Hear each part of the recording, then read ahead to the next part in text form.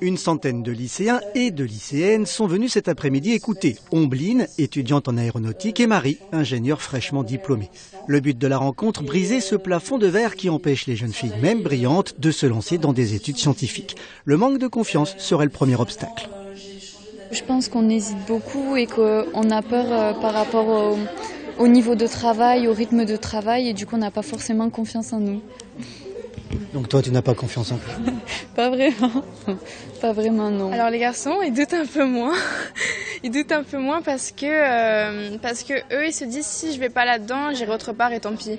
Enfin, ils se posent pas trop de questions, que nous, les filles, on aime bien avoir un parcours bien réglé, carré, etc., savoir ce qu'on va faire. Si jamais vous avez une idée en tête, foncez. Il y a toujours moyen de revenir sur sa décision. C'est pas parce Le deuxième obstacle, et c'est un cercle vicieux, les filles ont peur des filières où elles sont peu représentées.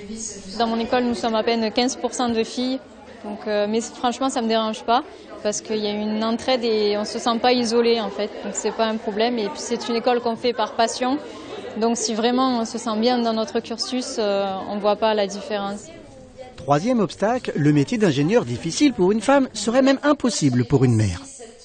Il y a des barrières psychologiques, on m'a déjà dit, c'est pas compatible avec une vie de famille, donc elles se projettent déjà mère de famille avec des contraintes qu'elles devront assumer, alors que pour le moment, j'ai encore jamais vu un garçon me dire que pour sa vie de famille, ce serait compliqué.